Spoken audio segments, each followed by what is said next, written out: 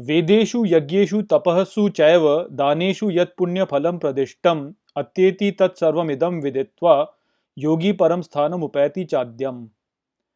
Hello friends. Friends, this is the 28th shlok of the 8th chapter of Bhagavad Gita, and today we will understand this shlok in detail. So let's first go over its meaning. So the shlok says Vedeshu yagyeshu tapasu chaiva, which means in Vedas, yagya, austerity, and indeed, daneshu yat punya phalam pradishtam, which means in charity, whatever virtuous fruit is ordained, atyeti tat sarvamidam viditva, which means crosses that after having known all here, yogi param sthanam upayati chadyam, which means yogi attains the original supreme position.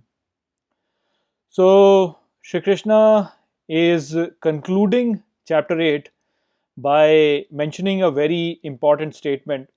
What he is saying over here is that the uh, the yogis, they go beyond the fruits that they attain from the study of Vedas, by performing of the yajna, by performing austerities, and indeed by performing charity. So whatever good outcome a person receives from them, the yogi goes beyond them, and basically by going beyond them, he attains the original supreme position.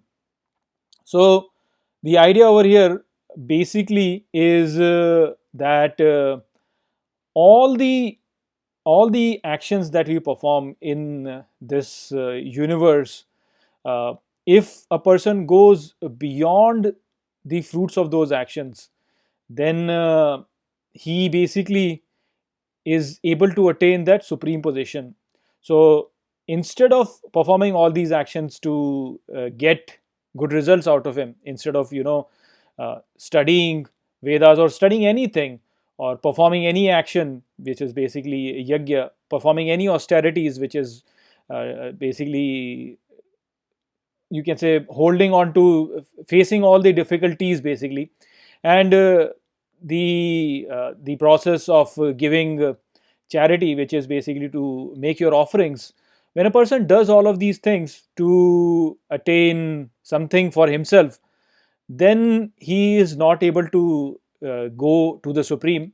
But if he goes beyond them, if he performs all of these not for himself but for the divine, then he is able to attain his supreme position. Why? Because then he goes back to his core, which is basically the divinity inside him, which is the source of all these things which are present around us. So when a person basically goes beyond them and performs all of these for that, that is when he attains his original position.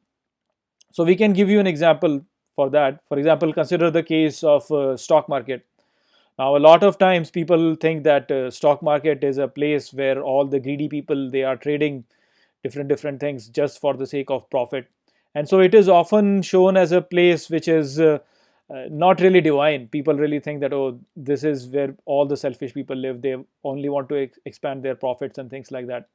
But we have to understand that, in the stock market, people are investing money, and this money, when invested into the companies, these companies gain that money and they use that money to employ more people and develop new products, which then improve the quality of life of the people and also provides them employment.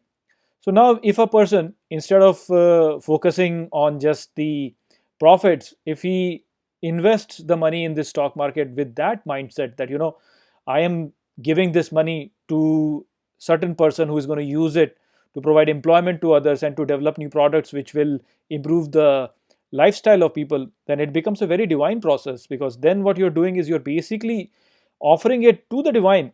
You are saying that I am putting this money over there as an offering to the divine, so that the wellness in this world increases by me giving this money out there.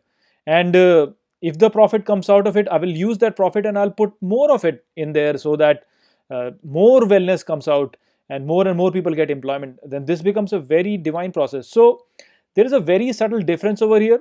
One person might be putting money in the stock market just to increase his wealth for his own consumption, while the other person can invest the money in the stock market but not to increase his wealth. I mean, his wealth will still increase, but he's not really worrying about that wealth. He is doing it as part of an offering to the divine. The money is being invested so that it brings in the wellness to different people around here and gives them employment. So then it becomes a divine thing. So there is a very subtle difference over here, and that difference is what basically changes the lifestyle of a person, and it makes a huge difference in terms of the mindset of a person, which in that sense improves the life of a person also. It makes the entire life divine. So that is what we should be doing. We should be doing all the things in this life just like everybody else does, but we are doing it for the divine, not for ourselves. So we are increasing our knowledge so that the knowledge of the divine increases. We should increase our wealth so that the wealth of the divine increases. We should increase the power, but increase the power for the sake of the divine. We should give charity, but not for our own benefit, but for the welfare of the beings. So that is what we have to do. This is something that a lot of people have misunderstood, wherein they have thought that only going into forest is and then worshipping the divine over there, or giving up everything is the way to worship the divine. Well, that is not really the case. We should do all the things. We should increase the wealth, we should increase the power, we should increase the knowledge, but the knowledge should be increased of the divine, so that is Saraswati. The wealth should be increased of the divine, so that is Lakshmi.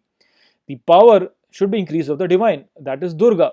So we have to work towards it, but with a mindset wherein we are doing all these things for the divine, not for ourselves. We are doing it to bring wellness in this world, to improve the life of all beings, and basically to make it auspicious. I mean, when we do this, all our efforts become auspicious. On the other hand, if we do all these things just for ourselves, if we want to increase our wealth, if we want to increase our power, if we want to increase our knowledge, which we want to just keep it for ourselves, then that becomes a demonic pursuit. So the same thing is done, but with a different mindset. And when you do it with a different mindset, it becomes divine. So that is what Sri Krishna is mentioning in this shlok. And I hope that I have explained this shlok well to you, and also I have explained the 8th chapter well to you. With that, chapter 8 comes to an end. Now I'm going to be giving you the summary, and then I'll present to you the quiz. So with that, I'll close this video. I will see you all in the next video. Take care.